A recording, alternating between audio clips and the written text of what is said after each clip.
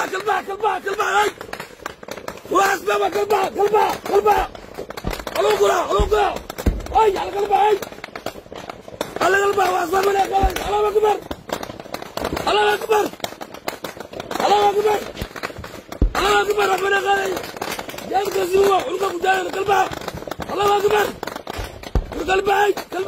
الله اكبر جالك زوا الله اكبر اي تلي حاله ساكت كور والله waxaan dhahay geerida maagno nolosha geeri mar baa dhantay maanta wala saqtay شيء عيب هلي والله maanta wala saqtay وجي لا لما ركن ربا جبه لا بقولس maanta waa cibaadaysan ay hadraadkooda daba joognay kooxda al-shabaab oo weerar ku bilowday qaraxyo ku qaaday degmada Owdheegle ee gobolka Shabeellada Hoose iyo faahfaahin dheeraad ah oo ka soo baxaya dagaalkani qasaaraha uu dhaliyay ayaan muuqaalkan kugula wadaagi doonaa daawada laakiin intaan u guda gelin muuqaalka like saara si share garay oo la wadaag saaxiibada bogan falow soo dheemaadsanida aynu ku bilownay warar dheeraad ah ayaa ka soo baxaya qasaaraha ka dhashay weerar xoogan oo qaraxyo ku bilowday oo saakay kooxda al-shabaab ay ku qaadeen gudaha degmada Owdheegle ee gobolka Shabeellada Hoose waxaana xigay dagaal toos ah oo qaaday saacado badan xoogaga kooxda al-shabaab ayaa gaadiid qaraxyo laga soo buuxiyay ku beegsaday saldhigga ciidamada dawladda ay ku leeyihiin halkaasi waxaana kadib sidaasi ku qaraxay dagaal foolka fool ah oo u dhaxeeyay labada dhinac ilo dadka deegaanka ayaa inoo sheegay in weerarka qaraxyada iyo dagaalka tooska ay ka dhasheen qasaare xoogan oo isugu jira dhimasho dhaawac balse aan wali la cadeyn inta uu gaarsiisan yahay qasaaraha ka dhashay dagaalkani ka qaraxay degmada Owdheegle ee gobolka Shabeellada Hoose qoraal kooban oo ka soo baxay dawladda federaalka Soomaaliya ayaa waxa lagu sheegay in ciidamadu ay ka hortageen weerar uga yimid dhanka iyo kooxda qawaariijta ee al-shabaab ayna iska difaaceen dagaal ay saakay ku soo qaadeen saldhigga degmada Owdheegle ee gobolka Shabeellada Hoose ciidanka xoogga dalka Soomaaliyeed ayaa si geesinimo leh u fashiliyay isku day weerar ah oo ay maleeshiyaadka qawaariijta ku doonayeen in ay ku dhibaateeyaan shacabka ku dhaqan degmada Owdheegle ee gobolka Shabeellada Hoose ayaa lagu yiri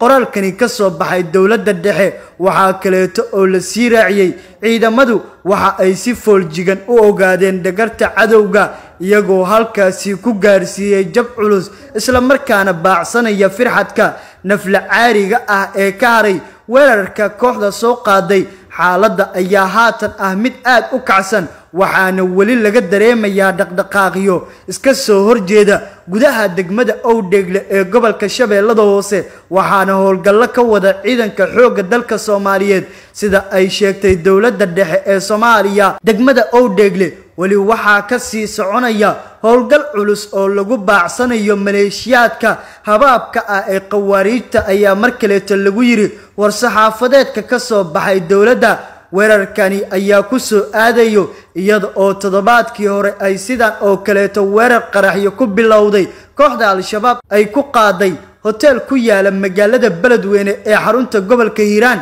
kaas oo lagu dilay odayaal dhaqameedyo iyo saraakiil ciidan al-shabaab ayaa inta badan weerar gaadma ah oo xilli hore ah oo subaxnimadii ku qaada saldhigyada ciidamada dawladda federaalka Soomaaliya ilaa haddana waxaa muuqata in aan wax laga baran weerarada isku xilliga dhaca ee kooxda al-shabaab ay ku bartilmaameedsato ciidamada dawladda federaalka Soomaaliya weeraradani ayaana waxa ay kooxda ay qaadaa badana inta lagu guda jiro salaada subax iyo sidoo kaleeto marka laga soo baxo salaada subax taas oo ay kula jarmaado ciidanka xoogga dalka Soomaaliyeed saldhigyada ay ku leeyihiin gobolada dalka si kastaba ha ahaatee labada shabeelle ayaa waxa haatan ka socdo howlgallo culus oo ka dhan ah maleeshiyaadka kooxda al-shabaab kadib markii ay culays soo saareen deegaanadii horey looga qabsaday kooxda ee goboladaasi oo daris la ah magaalada caasimadda ah ee Muqdisho taas oo keentay in dawladda federaalka Soomaaliya